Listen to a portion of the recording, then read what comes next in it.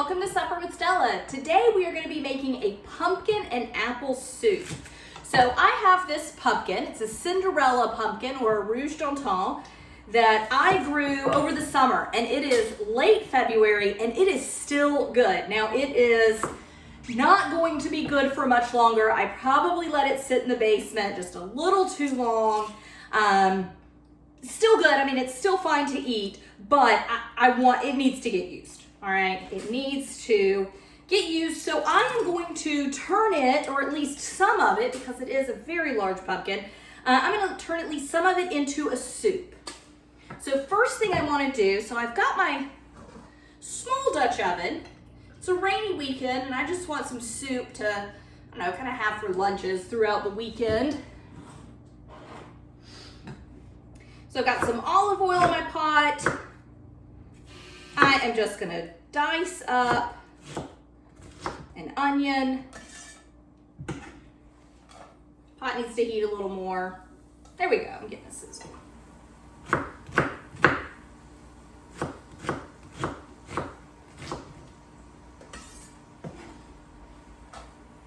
And then I think I'm just gonna do 2 cloves of garlic. I don't want this to be super garlicky. Really want the pumpkin and apple to come out, but the garlic and onion are gonna kind of play a supporting role to those flavors. So 2 cloves of garlic.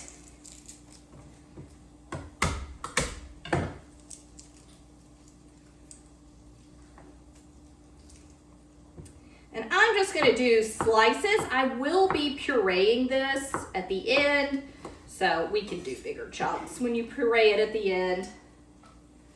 All right, so I'm just gonna let my garlic and onions start to get a little color on them, start to soften up, and then we are gonna move on to the pumpkin. All right, so while those are softening, I'm gonna go ahead and cut into this pumpkin. And as I said, I don't know how much of this pumpkin we'll be using in the soup. I don't know if all of this pumpkin is still good to eat. I don't know if, on the outside it looks fine. It's still fairly heavy. It could be a little heavier. There's a couple little blemishes on the bottom that I'll want to cut out. For the most part, I have high hopes. I've already started making the soup, so I think we're gonna be okay.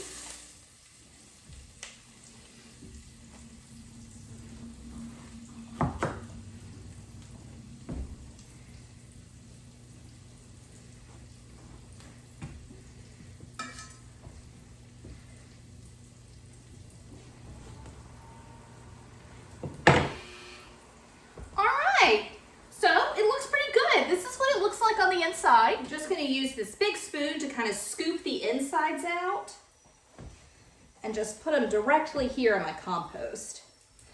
And so this is, like I said, it's called a Cinderella pumpkin, and they usually get bigger than this. This is kind of a small one.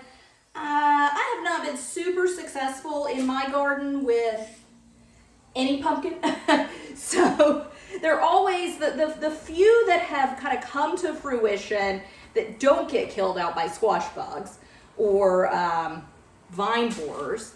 The few that make it to adulthood, they don't get hugely big. So I'm not sure if maybe they're not getting enough water or they're not getting enough fertilizer. So just kind of something I'm gonna have to play around with and see. I enjoy gardening, but it is not something that I've been doing for very long, so I am certainly not an expert at it.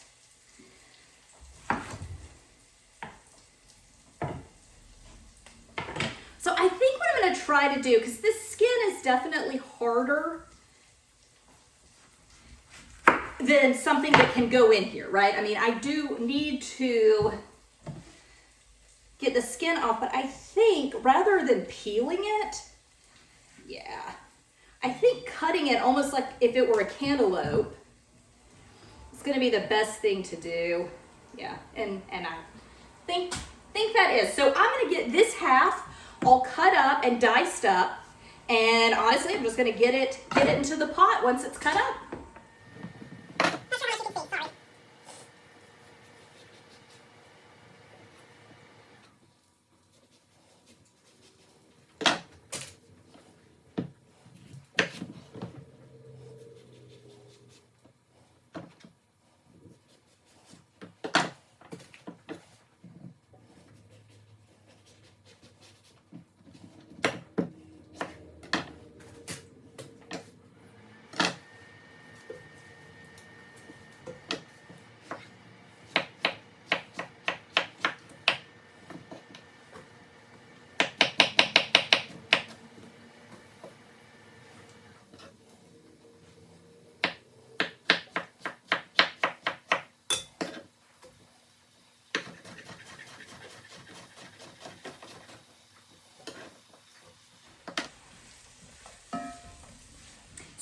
probably going to use this whole thing. It is, as you can see, like it's a pretty big cavity for seeds and not a ton of flesh.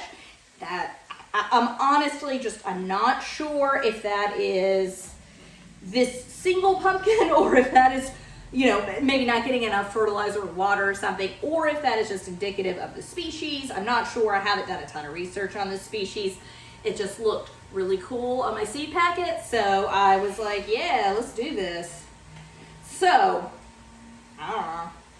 But I am just going to continue getting this seeded, de-seeded, and then cut up. I'll meet you back here in a minute. So I got that whole pumpkin cut up. And I did use the entire thing, which is probably a little more than I really needed for soup, but I'll just make a bigger pot of soup. So I just want to make sure to get it all salt and peppered, and I salt and peppered my onions and garlic while they were cooking. Now I'm going to start adding some new flavors to this. So normally I would put apples in here. Apples, and like I said, I'm using a Cinderella pumpkin. You can use any pumpkin for this. You could use a butternut squash. In any winter squash, pumpkin, you could even do sweet potato in this. All those flavors go great with apples. Normally, I would use apples, actual whole apples in this. I wouldn't even peel them. I would just cut them up, stick them in. I am totally out of apples.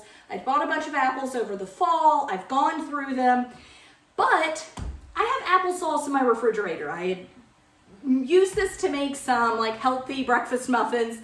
And it's just a bigger container than I need for, my gosh, this is like 20 batches of muffins. I needed a quarter cup. So I'll continue using it for that. But I'm going to use it in this soup just to get some good apple flavor in this soup in lieu of having real apples. And it's not like applesauce isn't made from apples. Of course, it is made from apples.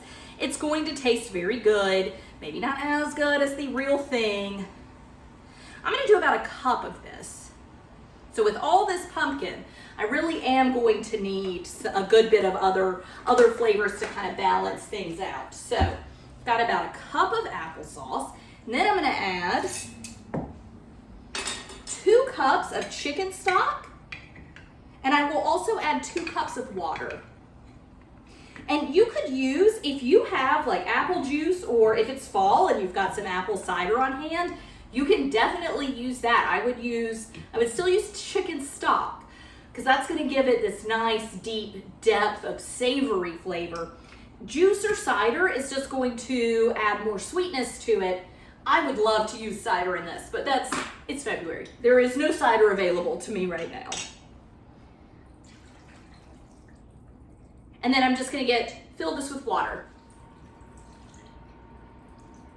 All right, and that is as much as my pot is going to hold. So I'm going to give this a stir, get this all blended together. Then I'm going to set it on my big stove behind me instead of this little eye. And I'm going to let this cook 30, 45 minutes, just let it simmer on that. Really, I just want the pumpkin, and if we were using apple as well. But I want the pumpkin to just become, I just want it cooked through.